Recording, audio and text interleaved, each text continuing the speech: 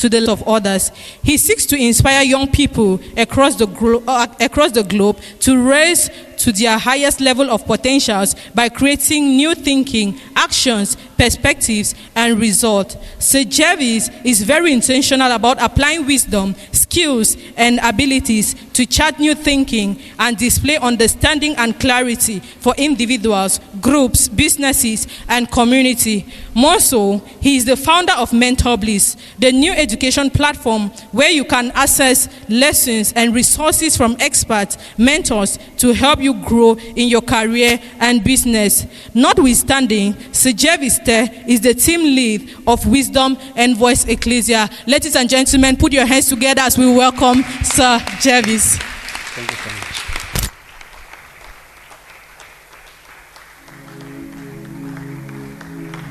Are you ready? Are you ready? This is the Young Life Conference, right? So I want to feel the energy of youth, right? The Bible says the glory of the young men is in their strength. Do you have strength in the room? Are you ready? One more time, are you ready? Just take your seat. Welcome to the first edition of the Young Life Conference, organized by Wisdom Envoys. And this is a very important meeting because it touches one of the key aspects of this community, which is about raising the nation of young people.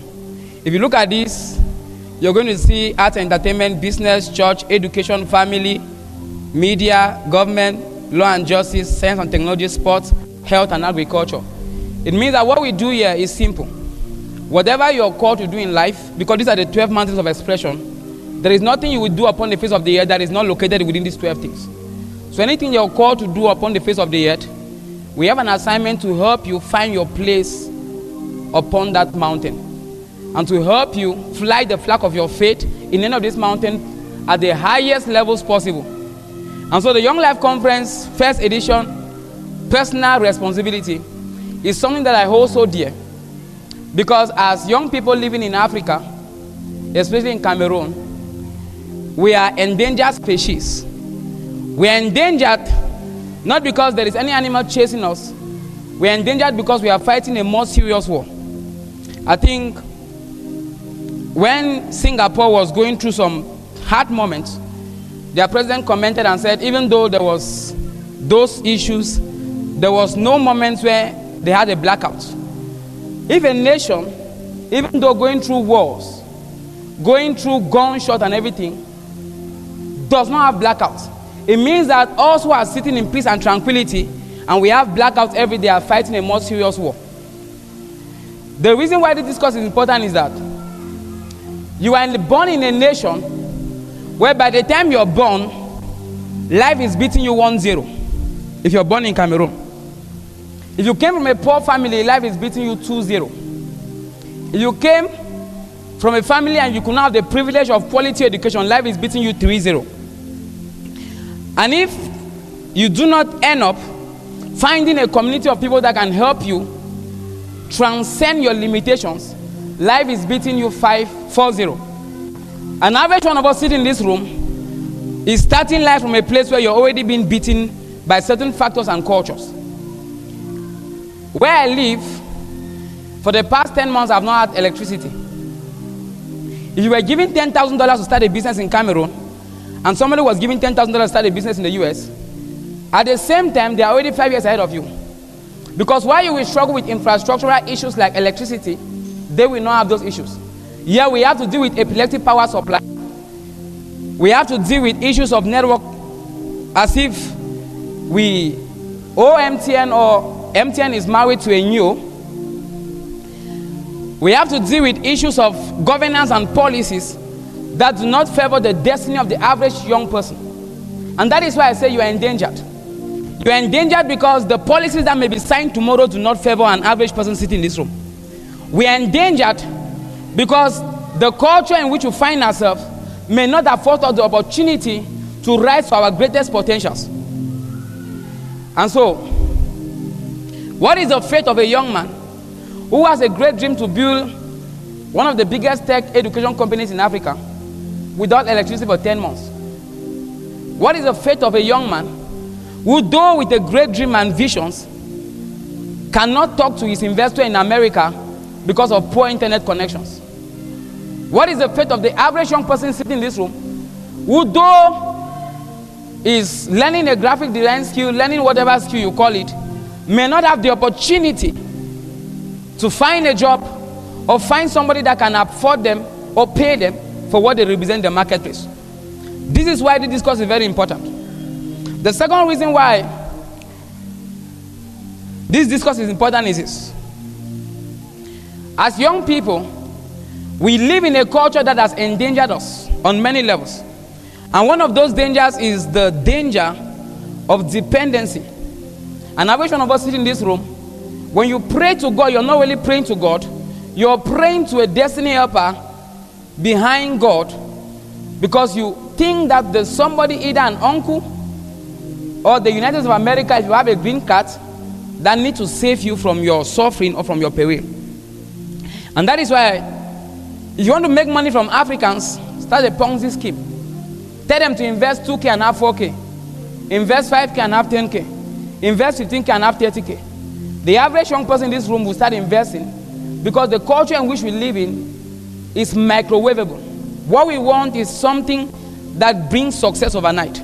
We are fitting into a culture that conditions us to be dependent so much to a point that if you had a way, somebody should hold you and take you to the toilet for you to balance yourself.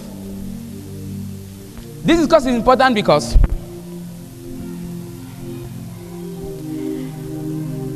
I'm going to say some things that may look somehow.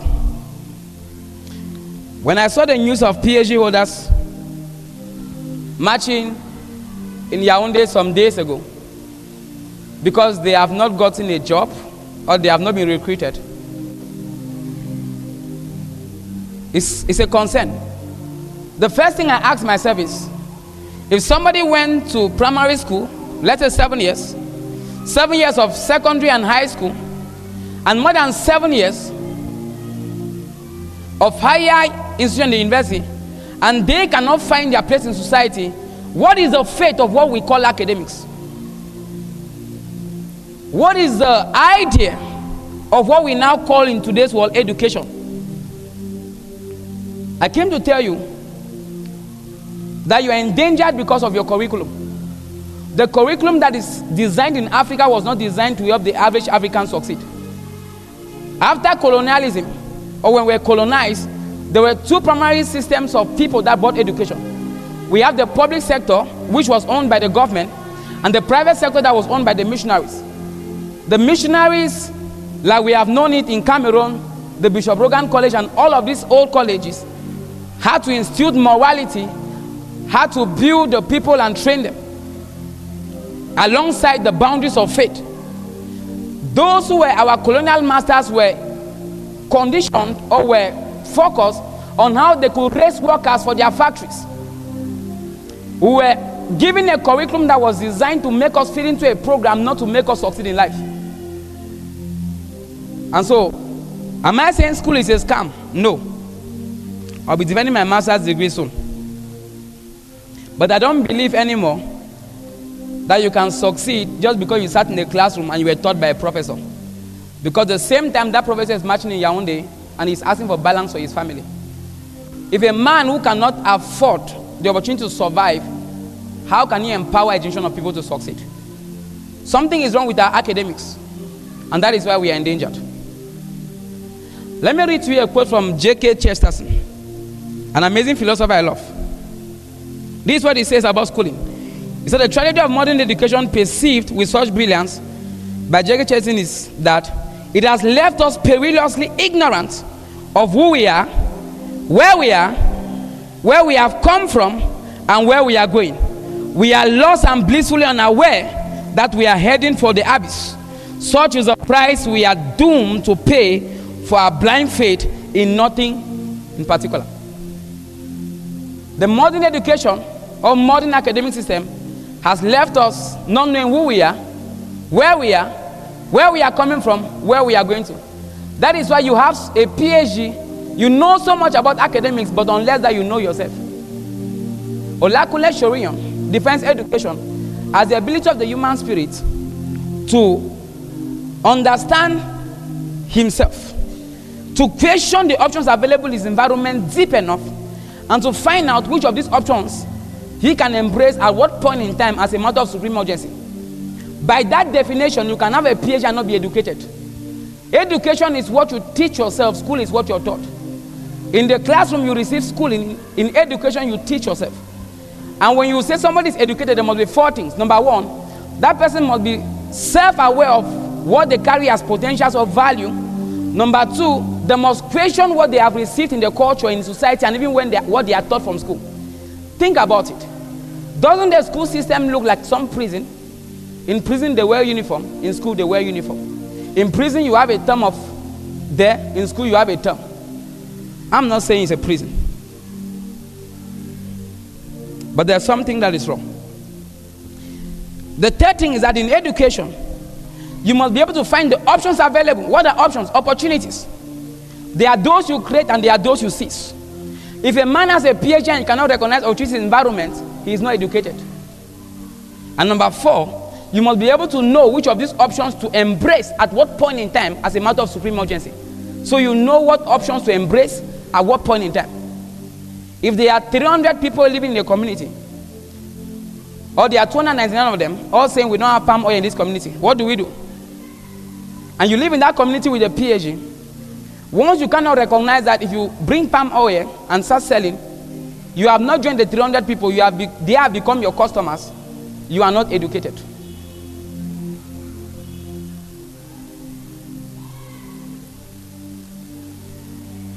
It is school that helps us know the difference between a quack doctor and a professional doctor. If 2 people put a knife in your stomach, one will wake you up, one will not wake you up. It is school that helps us know the difference between a surgeon and who is not a surgeon. It is academics that helps us know the difference between a professional lawyer and a quack lawyer. Academics is great, but academics, I want to tell every young person in this room, is not the determinant of your progress. I know they told you read accounting, read engineering. They call it hot cake. My dad has a language he called. When I was going to university, my dad told me accounting is hot cake, hot cake. And I've seen accountants who are not hot, neither do they have cake to eat.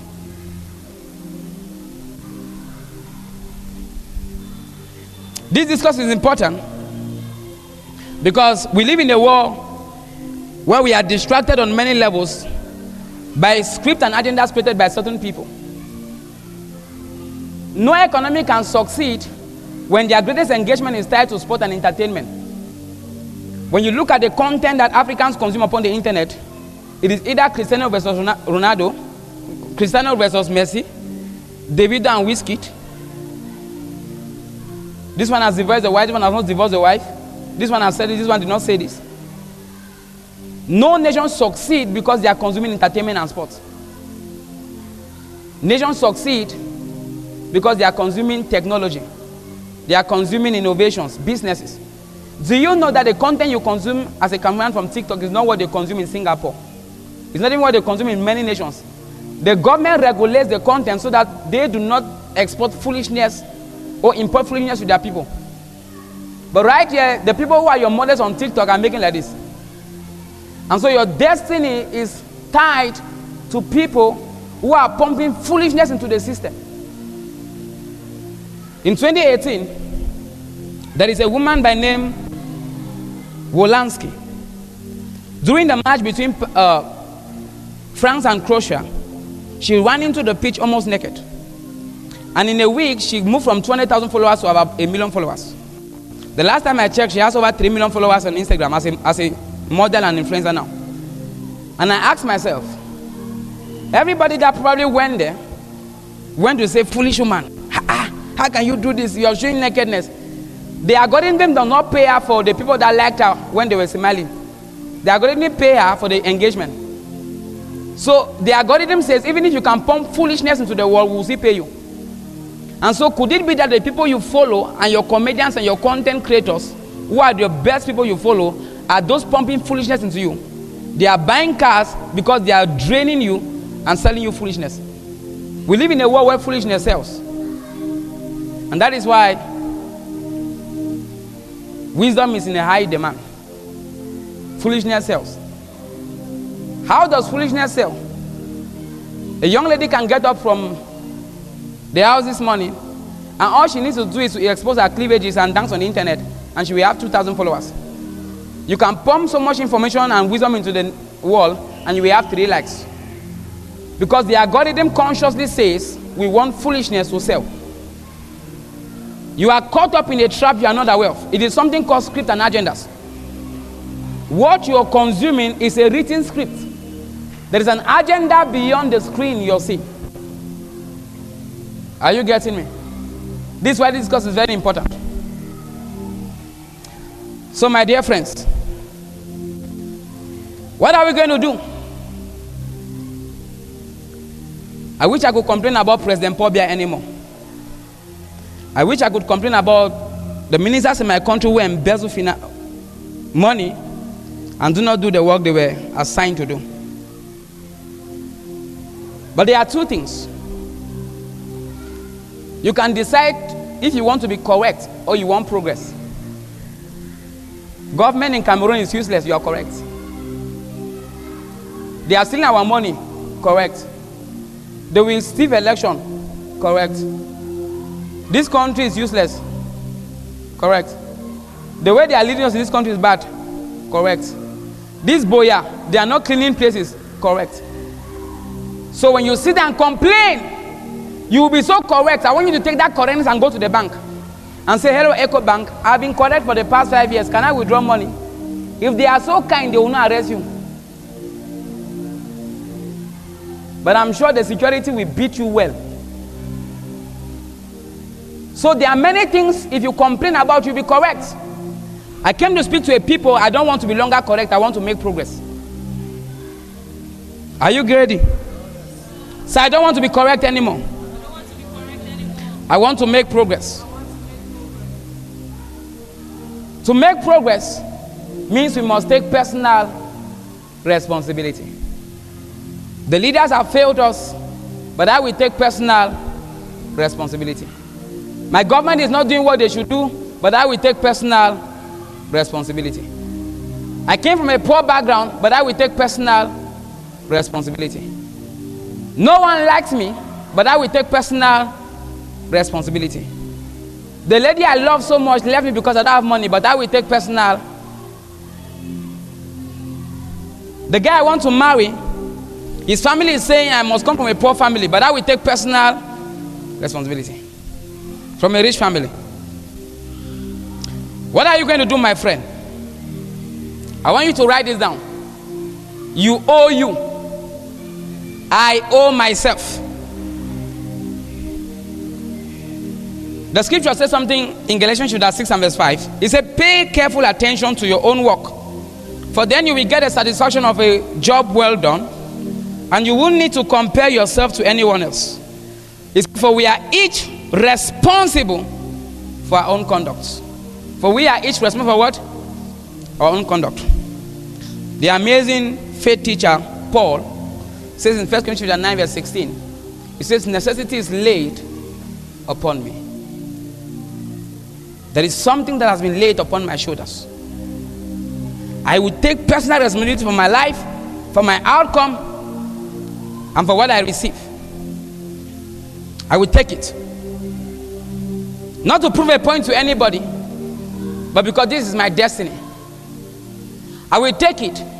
Not because I came from a home where they mocked my mom so much, and I need to make progress to prove to them that we are not a family of failures. I will take it. Not because I want to buy the latest car and also go around Moliko and carry the next ladies. I will take it. But because this is my assignment. I want you to lift up your hand and say, personal responsibility is my assignment on earth. Personal responsibility. This is my assignment on earth. Say, necessity is laid upon me. Even when I'm lazy, even when I'm tired, Even when I feel like complaining, even when I have valid excuses, say necessity is laid upon me. So what are we going to do? We'll have to step out of the culture of making excuses. We'll have to step out of the culture where we are not doing the things we have to do. There is something you're supposed to be doing that you are not doing, which is responsible for the outcome you're not getting in your life. Let me read to you an amazing poem. Do the thing. That's the title of this poem. Preparing to do the thing isn't doing the thing. Scheduling time to do the thing isn't doing the thing. Making a to-do list for the thing isn't doing the thing. Telling people you are going to do the thing isn't doing the thing. Messaging friends who may or may not be doing the thing isn't doing the thing. Writing a banger tweet about how you're going to do the thing isn't doing the thing. Hating on yourself for not doing the thing isn't doing the thing. Hating on other people who have done the thing isn't doing the thing. Hating on the obstacles in the way of doing the thing isn't doing the thing. Fantasizing about all of the adoration you will receive once you do the thing isn't doing the thing. Reading about how to do the thing isn't doing the thing. Reading about how other people did the thing isn't doing the thing. Reading this essay or hearing me speak to you right now is not doing the thing. The only thing that is doing the thing is doing the thing. Nike says, just do it. Telling people I'm going to start a business is not starting it. Hello friends, I'm about to start. He's not doing it. The only thing that is about doing the thing is what? Doing the thing. So my dear friends, tell somebody beside you, take action. Personal responsibility entails that we take action. That every time we receive something that is worthy of starting or engaging it, we don't write about it, we don't talk about it alone, we don't tell people about it alone, we don't schedule about it, we don't go set it alone. We actually get to what? To do the thing. We get the job done. The Archbishop David the Post said, when do you sleep, sir? Among your busy schedules, how do you find time to sleep? What time do you rest? He said, I rest when the work is done. I told you last week, you cannot say, be so fit into the culture, I rest at 9 a.m. I rest at this time. No. When do you rest? When the work is done. My dear friends, it means that you and I, we need to come to a place where we are very conscious of one key thing that is very important. I call it time. I've told you that it is called lifetime because life is time and time is life. Anytime you waste somebody's time, you're committing murder. And anytime you waste your time, you're committing suicide because it is called lifetime. Your life is your time and your time is life. I read to you another poem just to give you a cocktail so that you feel a little good before we continue. To realize the value of 1 year, ask a student who failed a grade. To realize the value of 1 month, ask a mother who gave birth to a premature baby. To realize the value of 1 week, ask the editor of a weekly newspaper. To realize the value of 1 day, ask the person who was born on February 29. To realize the value of 1 hour, ask lovers who are waiting to meet. To realize the value of 1 minute, ask a person who missed the train. To realize the value of 1 second, ask a person who just avoided an accident. To realize the value of 1 millisecond, ask the person who won a silver medal in the Olympics. Dr. Benjamin Nnamdi Azikiwe said, give me back my youth and I will pay any amount of it. Now that you have this time, great men have gone at the age of 70 and they cried. They wish they could have back their youth. What will you do with your time? Shakespeare said, I wasted time and now time doth wasted me.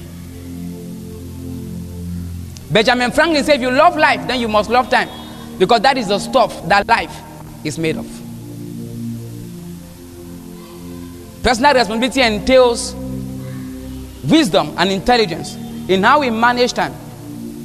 A wise writer, David, wrote something once upon a time. And he said, teach us to number our days, that we may apply our hearts unto wisdom. And I've concluded that how people number their days is a proof of their wisdom.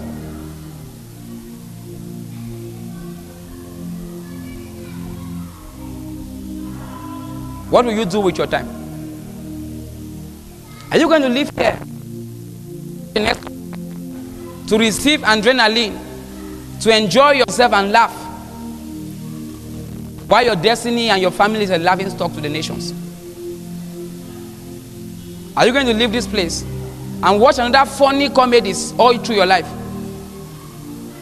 when there is nothing funny about your financial situation? What are you going to do with your time, dear young lady? Now that you're 20, you're 21.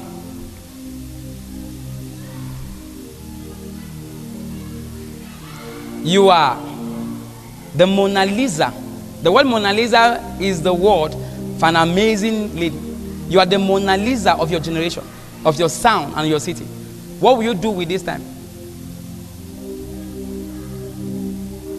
You know why scripture says your old men will dream dreams and your young men will see visions? Young men see visions, but they never commit to it. Young men, people become old and then they start dreaming about what they should have done. They dream dreams. I wish I built the company. I wish I started that NGO. I wish I went for that school tour and spoke to all the young people across my nation about how they need to embrace their uniqueness as ladies.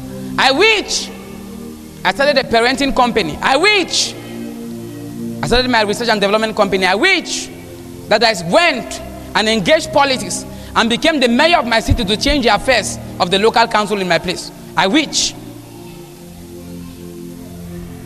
But if witches were horses, then beggars. I don't want us to witch anymore. I want us to just do the thing. Take action. Take action. Are you getting me? Take action. What are you going to do, my friends? Where you come from, the culture designs you to be small. We have the tendency to be small in our thinking as Africans. In Africa, we don't know the difference between arrogance and pride. We don't know the difference between pride and confidence. In Africa, reality is upside down. When you're proud, they call you confident. When you're confident, they call you proud. I want to tell you that what you need to do is to take up responsibility for big dreams. The culture you come from says you have to remain small. That is why something in your culture says if you see a young man at the age of 25 riding a big car, he's a Yahoo boy. Are there young boys at 25 who are Yahoo boys? Yes. But that the culture has told you that anybody at 25 is a Yahoo boy with a big car is how much the culture defines success. In Africa, when you buy a car when you're young, people suspect you. When you build a house when you're young, people suspect you. You need to have gray hair and not be able to live in that house again very well before people can say, yes, you don't try, pa. You don't try, mama.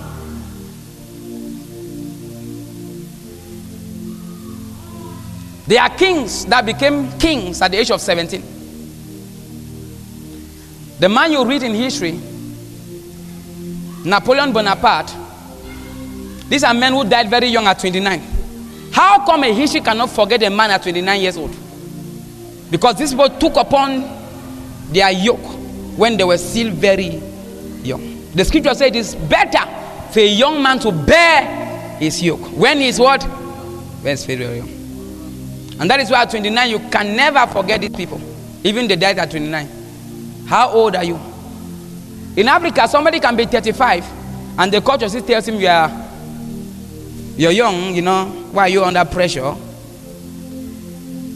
In Africa, you can see a 28-year-old young man still living in his mother's house and father's house and comfortable. Am I by that saying that any young person living in their father's house at 28 has failed in life? No. But all I'm saying is that as Africans, we have the tendencies to be small. And we take up personal responsibility very late for our lives. Very late for our lives. In Africa, when people see a young person doing certain things, They consider you proud, you're arrogant, a lot of things.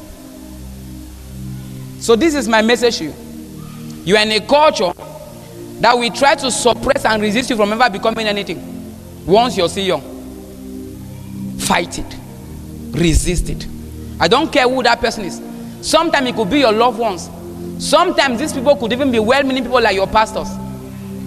Sometimes it could be your father. Imagine a young boy walks up to the dad and says, "Daddy, I saw a dream. In that dream, I saw the entire nations bowing down to me. I saw stars bowing to me." And the dad said, "Son, you mean that one day, even us will come and bow down to you?" The father never meant any harm. But when I read that, there is a culture in it.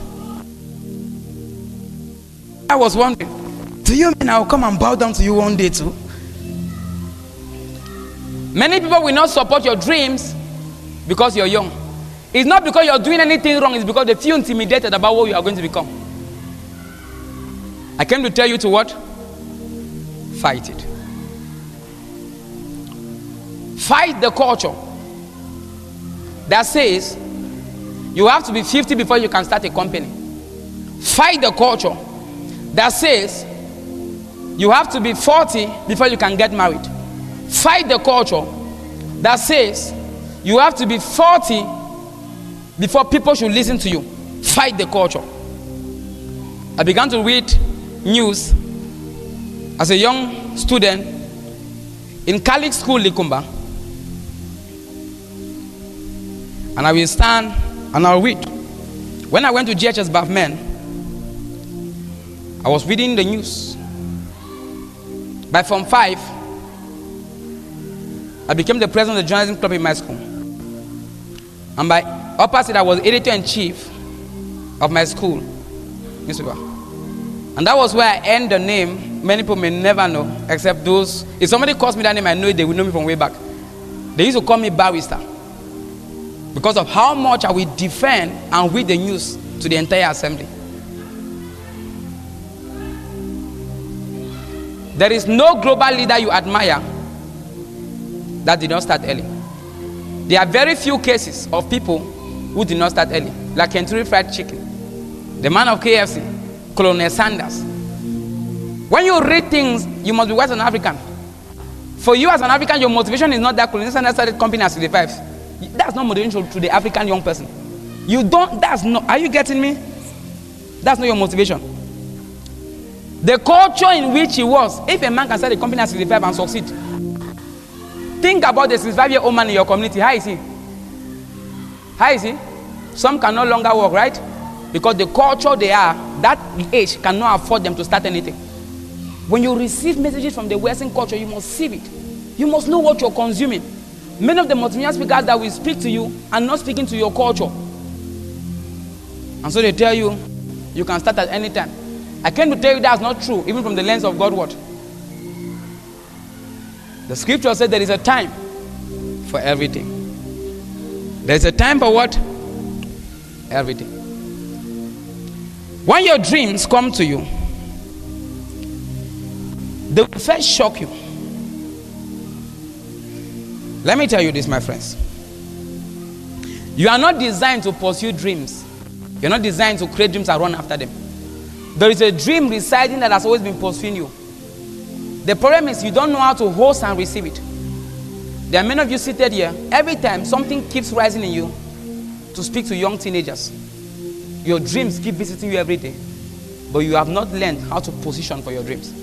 There are some of us, from the day you were a teenager and you started growing up, when you see fabric, something is just excited in you.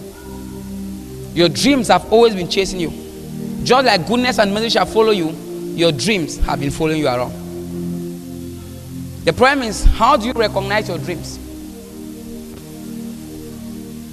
And how do you host your dreams? I will tell you.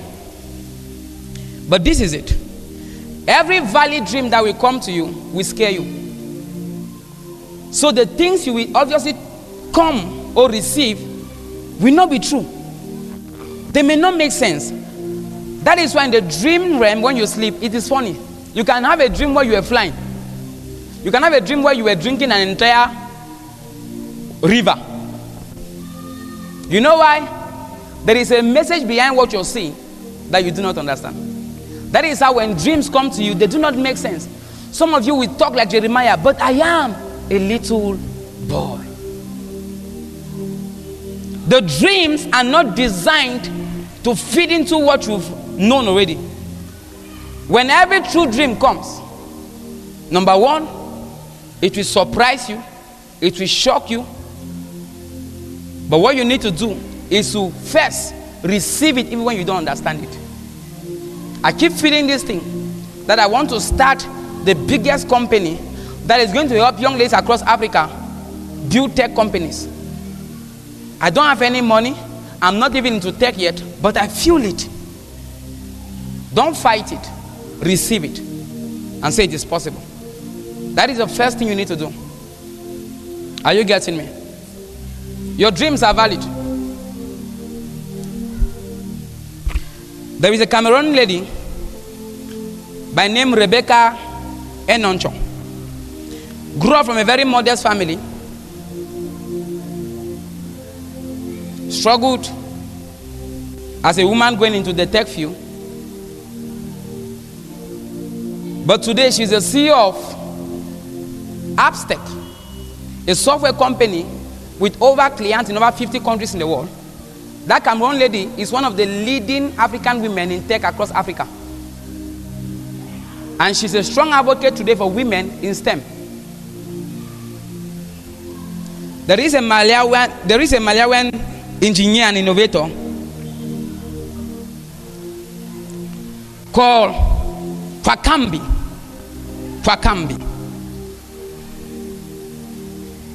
𝗧𝗧𝗏 was born in a very poor family. Due to financial constraint, he dropped out of school. He could not further his education. He decided to teach himself engineering by studying in a library. So you will go to the library and read books about engineering. Do you know that this young guy gathered scrap materials and built a windmill, the first windmill that supplied electricity to his village?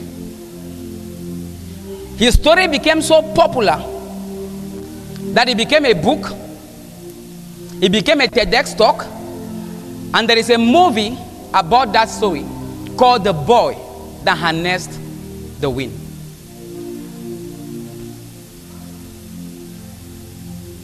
There is a Zimbabwean billionaire and philanthropist by name 𝗧𝗏𝗏𝗏. Born into a modest family, raised by a single mother, struggled to grow up. When he was starting his company called Econet Wireless, telecom company, he was so resisted that even the government resisted him. But today, he's a multi-billionaire, and he's funding education for thousands of young Africans as a billionaire.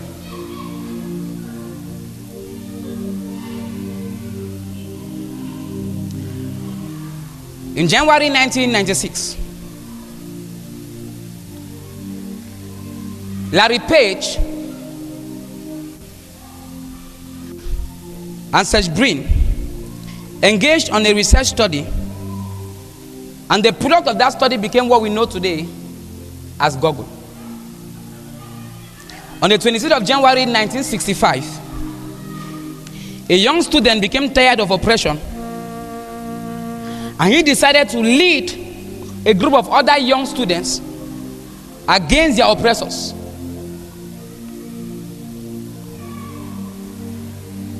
I quote him. He said, "We will be free, but we will be martyrs." It was clear that embarking on this will be death for them, but embarking they did, because necessity was laid upon them. The things we enjoy came from the product of sacrifice and the pain of worthy men who have walked the face of this earth. Anything you enjoy came from the pain of certain people who carried personal responsibility.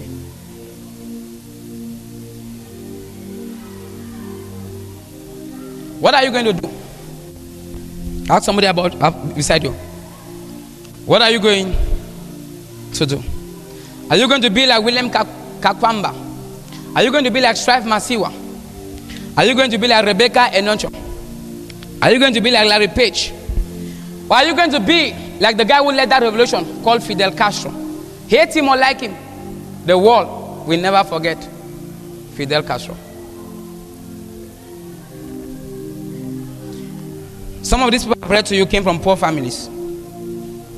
They dropped out of school because there was no money. Some of them were raised by single mothers. So there is nothing you're going through that is new to you. There is nothing you're passing through that people have not experienced it. The question is, what are you going to do, my dear friend? When I came to Boya, on the 9th of August 2026, a few weeks before me coming to Boya to school in the university, where my dad used to live, the house got burnt. And the only thing that he picked out of that house was the clothes he was wearing when he left that house. And so when I came to Boya, on the 9th of August 2016, my dad and I used to sleep in one parking store that where he used to sell. The guy had a bar, so there was a parking store. That's where the guy gave us a part of the store to be sleeping there. Just put a mattress. So my first time coming to a town as a university student, I slept in a parking store with my dad. While in secondary school, living in the village with my mom, I used to have, in some classes, just a single uniform. So sometimes the weather conditions, I will watch it in the night because I want to appear clean. And the only place where I could dry it and be sure it's going to get dry was in the kitchen, where my mom cooked food and share. And so I will wear the uniform in the morning, though looking clean, but I'm smoked. When I came to university, in the first year, I wore a single pair of shoes throughout my first year university.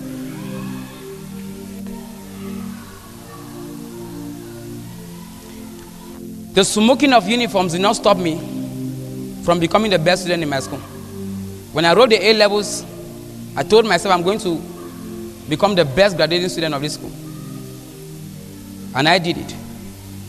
In lower seed, when my results came out once upon a time, I had a teacher called 𝗧𝗥𝗔𝗡𝗏𝗥𝗠. He taught me literature and history.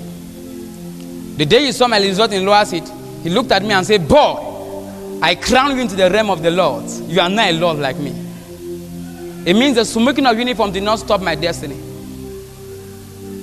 The one pair of shoes and trekking from Ipalim to GHS Bafmen did not stop my destiny. The only thing that somebody will make to stop me is to kill me. But it's already too late because I'm already dead. I can't be stopped because necessity is laid upon me. Your story may be bad than mine, but all I'm saying is this. As Africans, we all have a history of pain, a history that is not good, a history of suffering. But I ask you, my dear friend, what are you going to do about it?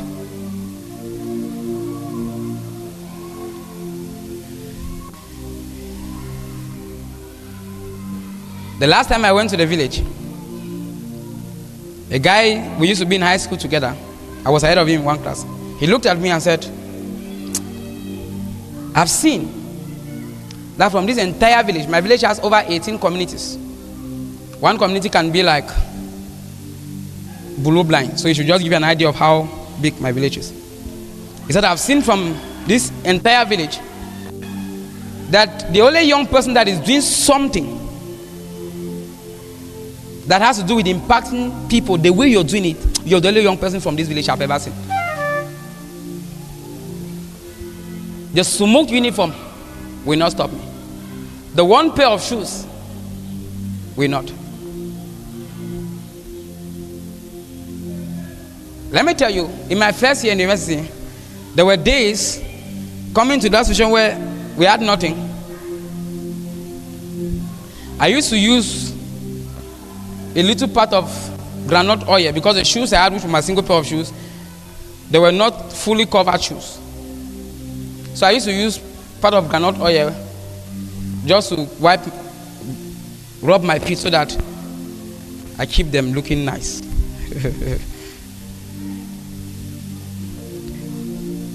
I may not have attained unto the certain levels of greatness I want to become, but I have seen the power of personal responsibility.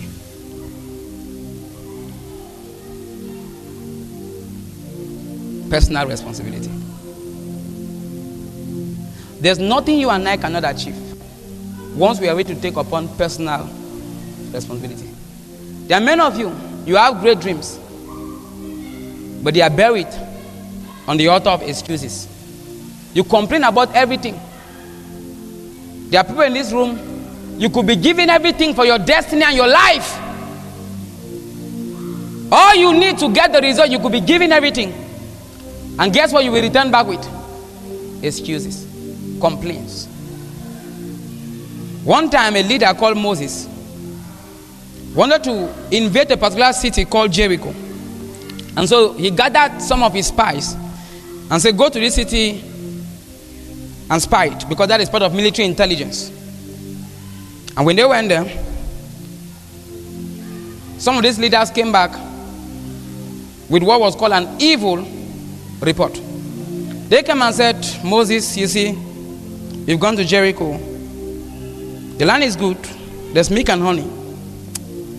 But we will not take the city. He said, we saw these giants, these Nephilims guys, and before our own very eyes, we were like grasshoppers. Remember, the people they went to fight did not tell them that you are grasshoppers. They saw in their own eyes that they were grasshoppers.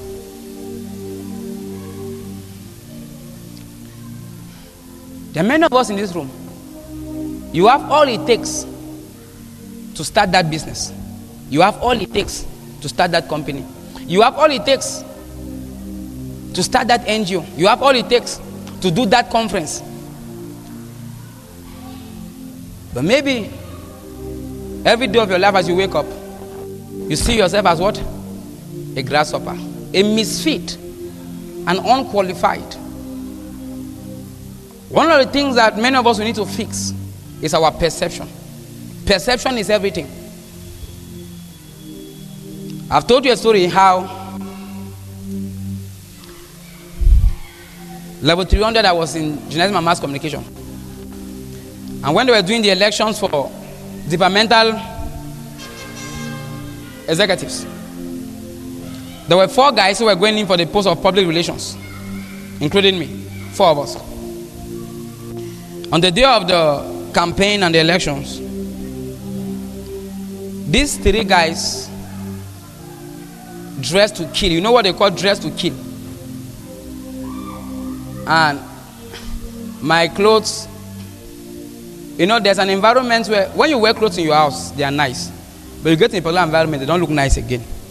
Not because your clothes is not nice, but because the environment is intimidating your clothes. Amen. So I was wondering, I said, one of the guys, when I saw his suit, the way it was ironed, the ghetto can slice bread straight like this. And I looked at it, I was wondering, how can I compete against these guys? They have everything they need. People will just vote them. The first guy came and spoke. The second guy came and spoke. The third guy came and spoke. And everywhere, But I knew something.